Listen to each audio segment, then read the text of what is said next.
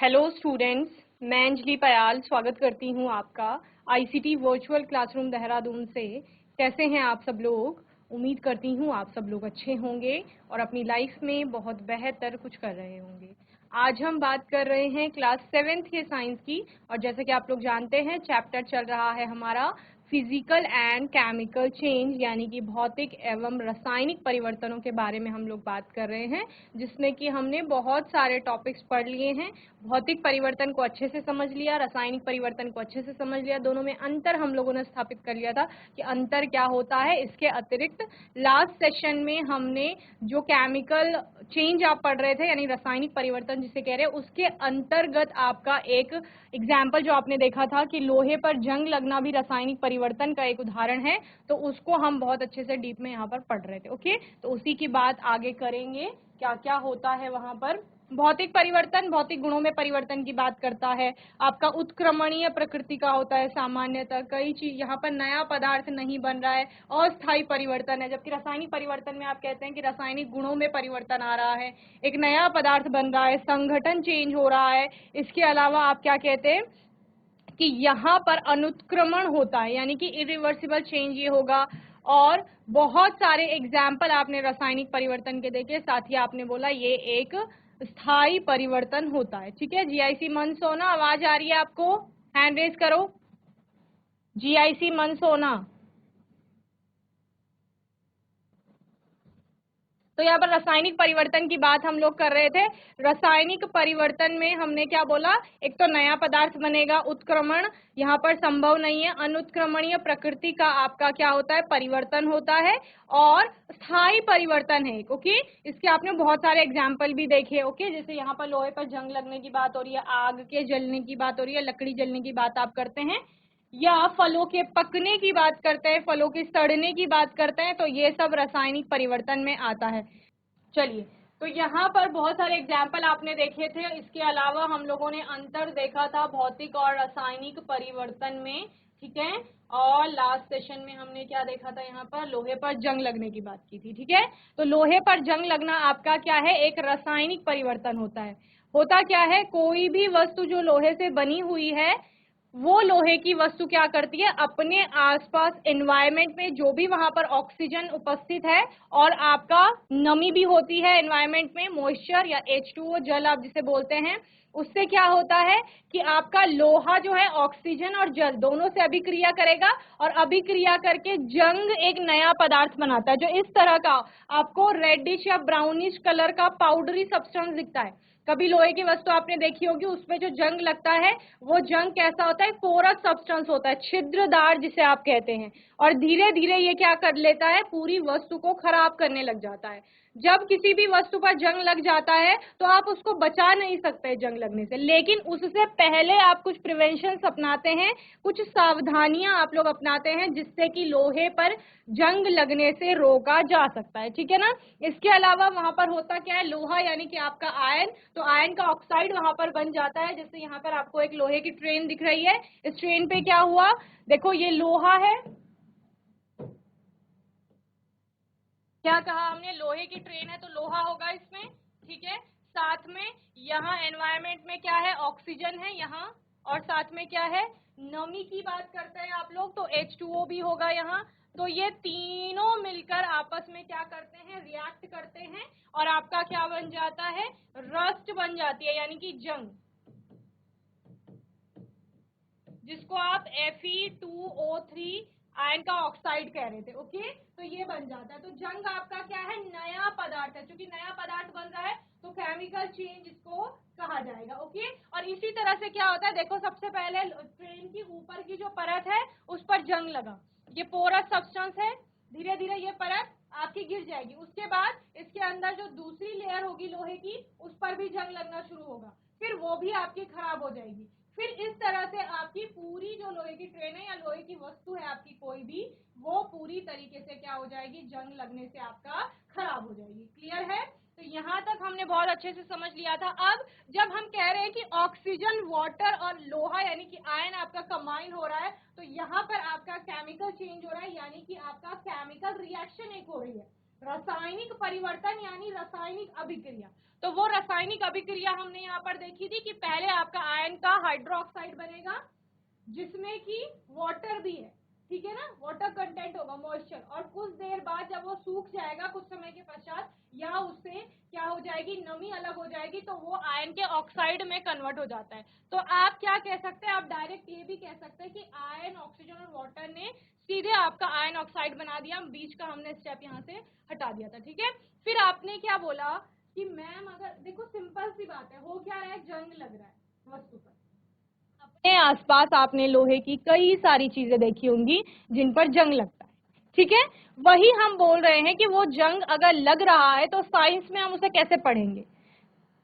तो आपने कहा कि यहाँ पर लोहे की वस्तु में जो लोहा है और हम लोग सांस ले रहे हैं तो हमारे आसपास ऑक्सीजन भी है, ऑक्सीजन और थोड़ा थोड़ा ठंडक महसूस होती है, तो मॉइस्चर भी है एनवायरनमेंट में, नमी जिसे आप लोग बोलते हैं, या जल है, ठीक है ना। ये तीनों आपस में अभिक्रिया करते हैं और अभिक्रिया करके जंग बना देते हैं, ठीक है। अब जंग लगने के लिए आवश्यक क्या है, सबसे पहले वस्तु लोहे की होनी चाहिए, ये तो पता ही है, जब लोहे पर जंग लग रहा है तो सामान लोहे का होना चाहिए ना जिसपे जंग लग रहा है। इसके अलावा उस लोहे की वस्तु में जो लोहा है उसको ऑक्सीजन और वाटर के संपर्क में आना पड़ेगा। क्लियर। अगर मैं कह रही हूं आपने कोई, ये आपकी लोहे की वस्तु है, ठीक है, इसको आप एज इट इज मार्केट से खरीद कर लाए थे और इसमें जो आपका Fe होता है उसका आपका केमिकल सिंबल आयन का, लोहे का, ठीक है ना।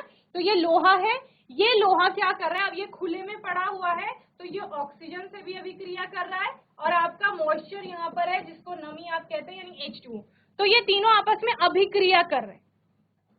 अब किसी एक का भी संपर्क अगर टूटेगा तो आपकी ये अभिक्रिया नहीं होगी, यानी अगर आप किसी तरह से नमी को लोहे तक ना पहुंचने दें तो आपका जंग नहीं लगेगा, या आप ऑक्सीजन को लोहे तक ना पहुंचने दें तो भी आपका जंग नहीं लगेगा। तो आवश्यक शर्त क्या है, आवश्यक शर्त ये है कि लोहे का ऑक्सीजन और आपके H2O के संपर्क में आना आवश्यक है, तभी आपका जो वहां पर जंग लगने की प्रक्रिया होने को मिलेगी, यानी वस्तु पर जंग लगेगा। ओके,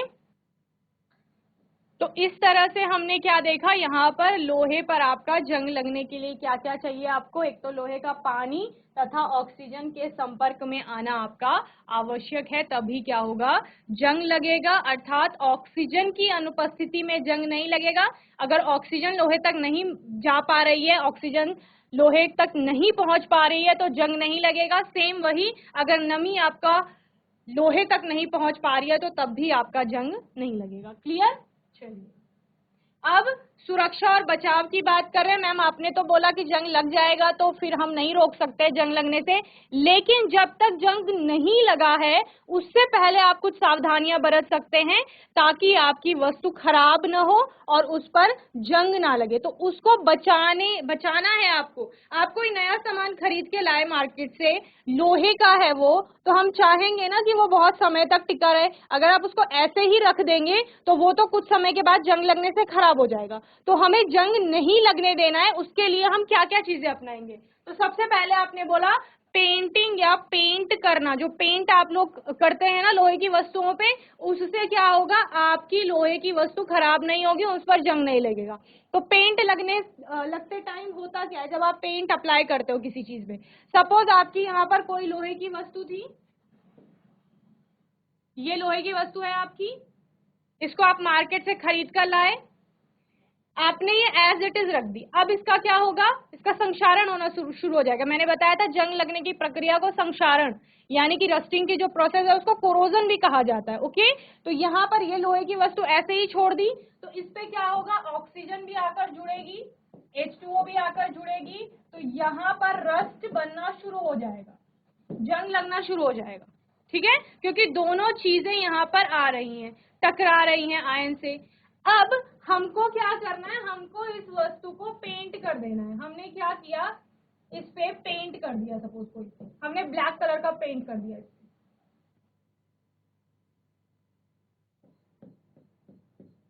ठीक है, ये पेंट हो गया। अब लोहे की वस्तु को पेंट ने कवर कर दिया। क्लियर। अब आप बोलो यहाँ पर जो आपकी ऑक्सीजन थी वो लोहे तक नहीं पहुंच पा रही, लोहा तो यहाँ अंदर है, और ये H2O भी नहीं पहुंच पा रहा है, वो पेंट की लेयर से टकरा रहे हैं। किसके संपर्क में आ रहे हैं? पेंट की जो परत है ना, उसके संपर्क में आ रहे हैं, तो लोहे तक नहीं पहुंच पा रहे। अगर लोहे तक नहीं पहुंच पाएंगे तो आपका जंग नहीं लगेगा, यानी संक्षारण नहीं होगा। तो इस तरह से आप करते क्या है, लोहे की जो आपकी परत है या लोहे की जो वस्तु है, उसकी ऊपरी परत को आप पेंट से ढक देते हैं, ताकि ऑक्सीजन का और H2O यानी नमी का आपका संपर्क टूट जाए, और जब भी संपर्क टूटेगा इन तीनों का आपस में, तो आपका वहां पर जंग नहीं लगेगा। तो लोहे की वस्तु यहाँ आपकी क्या है, सुरक्षित है अंदर। क्लियर है? इसीलिए हम क्या करते हैं, लोहे का कोई भी सामान आता है घर में तो उसमें पेंट कर देता है। जैसे घर बनता है तो आपके गेट आते हैं, ग्रिल आती हैं, रेलिंग्स वगैरह जो भी आता है सामान लोहे का, तो उसमें पेंट कर दिया जाता है। क्यों? क्योंकि बहुत समय तक उसको चलना है, ठीक है। या आप क्या बोल सकते हो, ज्यादातर ये चीजें घर से बाहर होती हैं, बारिश हो रही है, पानी गिर रहा है, ऑक्सीजन तो है ही एनवायरमेंट में, तो जल्दी आपका जंग लग सकता है। तो उससे बचाने के लिए आप क्या कर लेते हैं, अपनी फेवरेट कलर के अलग अलग कलर्स के पेंट कर देते हैं, ठीक है। तो पेंट का काम सिर्फ सुंदर बनाना नहीं है चीजों को, वहां पर पेंट उसको सुरक्षा भी प्रदान कर रहा है, ताकि वो आपके लॉन्ग पीरियड ऑफ टाइम तक चल सके। ओके, तो यानी जो पेंट करने वाले हैं उनको भी पता है कि रस्टिंग प्रोसेस क्या है, जंग लगने की प्रक्रिया क्या है, और जंग लगने में जो वस्तु में लोहा है वो आपके ऑक्सीजन से और वाटर से रिएक्ट करेगा और जंग बनाएगा, इसलिए हमको वो संपर्क को तोड़ना है। इसीलिए वो क्या करते हैं, लोहे की वस्तुओं पर पेंट कर देते हैं। क्लियर है? समझ आ गया सभी को? हैंड रेज करो। ठीक है, चलिए आगे चलते हैं। इसके अलावा क्या करते हैं हम लोग, लोहे की वस्तुओं पे आप लोग तेल या ग्रीस ऐसे चीजें लगाते हैं, ठीक है, जिससे कि क्या होता है, वहां पर वस्तु पर जंग नहीं लगता है। ओके, तो लोहे के सामानों पर ग्रीस या तेल की परत चढ़ा देने से वे हवा में उपस्थित नमी के संपर्क में नहीं आ पाते। अब क्या किया, ये लोहे की वस्तु थी, इस पे आपने तेल या ग्रीस लगा दिया, तो आपका फिर से लोहा क्या हो गया, कवर हो गया है। कवर हो गया है तो अब उसमें नमी जो है वो उसके कांटेक्ट में नहीं आ पाएगी, ठीक है ना। जो आप H2O की बात कर रहे हैं या जल की बात कर रहे हैं, उसके संपर्क में आपका लोहा नहीं आ पा रहा है, उसके संपर्क में नहीं आ पाएगा तो फिर जंग नहीं लगेगा, ठीक है ना। तो आप जंग लगने से बचा सकते हैं। यही कारण है कि आपका साइकिल आदि की चेन जो होती है उस पर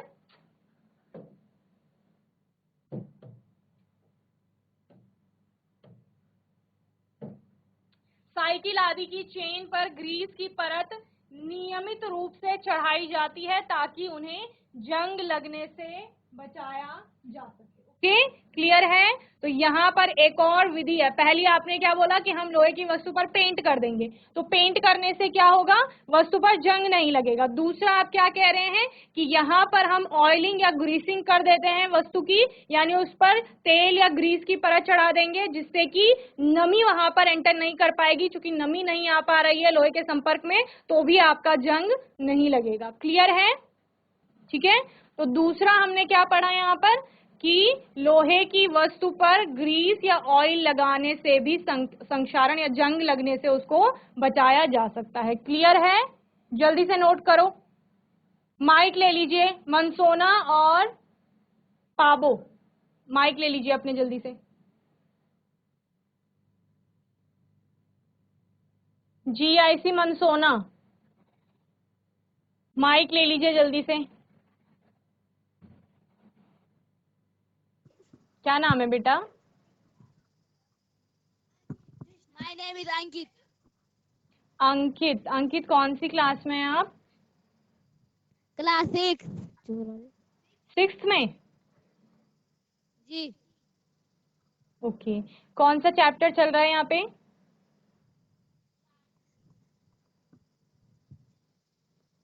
साइंस। साइंस तो सब्जेक्ट हो गया ना, ये तो विषय है आपका। मैं पूछ रही हूँ चैप्टर कौन सा है, अध्याय कौन सा है ये?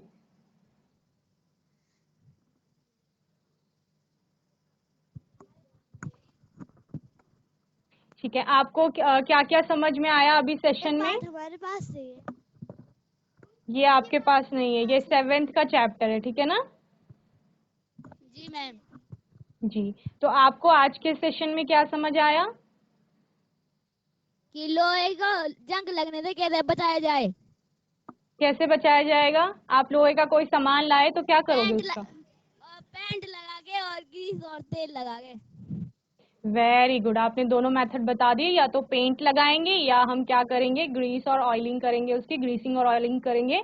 उससे क्या हो जाएगा, लोहे की वस्तु पर जंग नहीं लगेगा। ठीक है, चलिए वेरी गुड अंकित, सिट डाउन बच्चे। मुझे हैंड रेज करके आंसर करेंगे, ठीक है। पहला क्वेश्चन है, 7th क्लास में आप लोग हैंड रेज करो, 7th क्लास में है तो ठीक है, वेरी गुड। अब मुझे बताओ, मैं आपको एग्जाम्पल दे रही हूं, मुझे आप बताएंगे कि वो चेंज कौन से टाइप का है। ठीक है, मैं चेंज भी बताऊंगी। अगर आपका आंसर यस है तो आपको हैंड रेज करना है। ओके, क्लियर, इतना समझ आ गया? मेरे पास एक कागज की शीट है, मैं उस कागज की शीट को कट कर देती हूँ, काट देती हूँ, उसके छोटे छोटे पीसेस बना देती हूँ। क्या यह रासायनिक परिवर्तन है? कागज की शीट को काटना एक रासायनिक परिवर्तन है, एक केमिकल चेंज है? अगर है तो आप हैंड रेज करेंगे।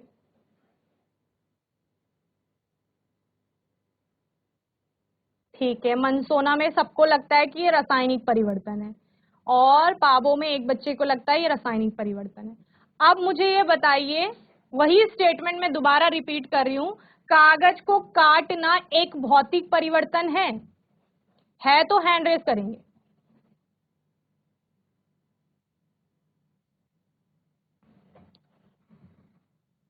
ठीक है, कागज को काटना एक भौतिक परिवर्तन होगा। कैसे? कागज की बहुत बड़ी शीट है आपके पास, आपकी नोटबुक है, उसमें भी कागज है, कागज की एक शीट है, उसको काट देंगे तो परिवर्तन हो रहा है। आपने काट करके छोटे छोटे पीसेस बना दिए तो परिवर्तन है, बदलाव आया है।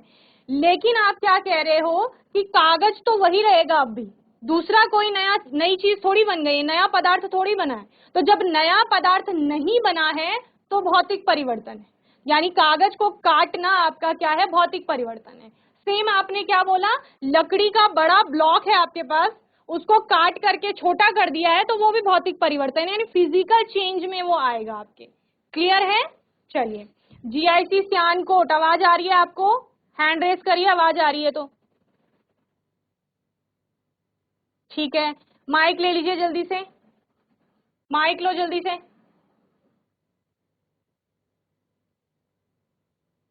माइक नहीं है? आपको बोला जाता है ना कि क्लास स्टार्ट होने से पहले आप लोग अपने माइक तैयार रखा कीजिए। चलिए, तो यहाँ पर हमने सेकंड मेथड बहुत अच्छे से समझा।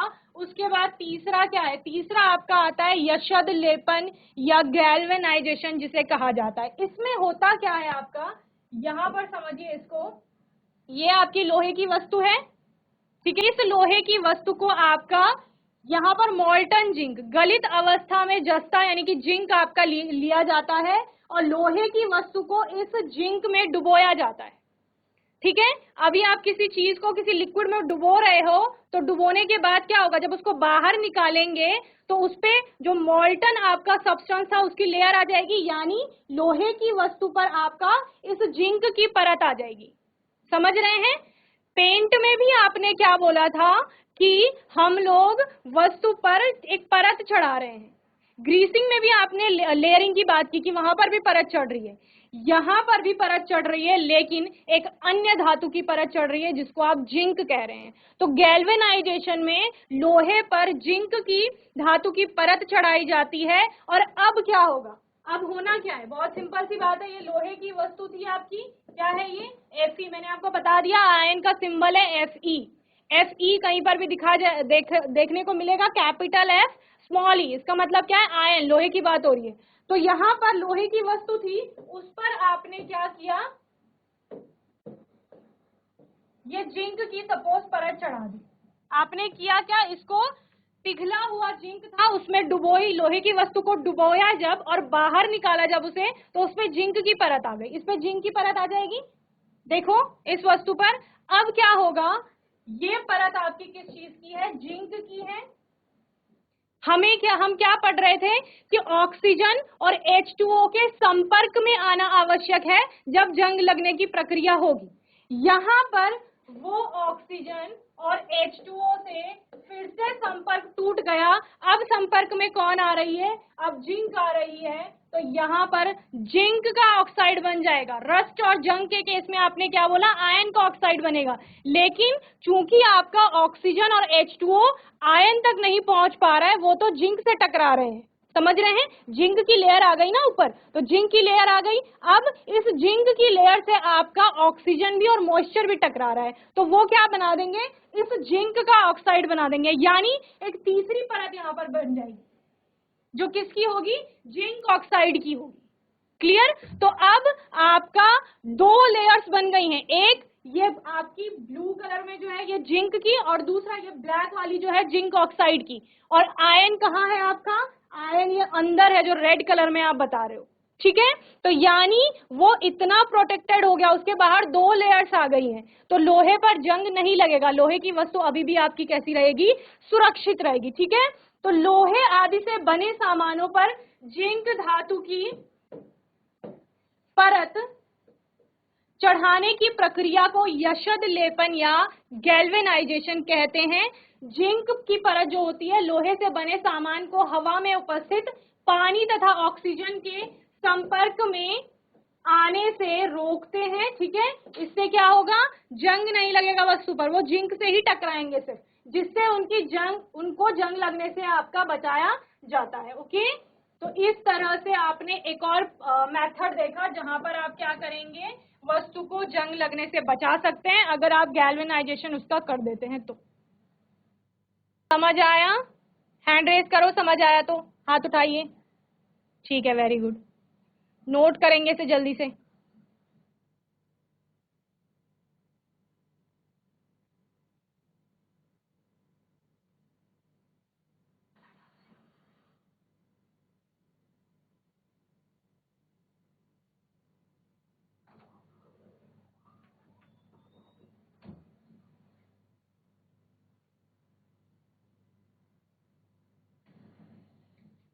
चलिए, तो मैं उम्मीद करती हूँ आज का सेशन सभी को समझ में आया होगा।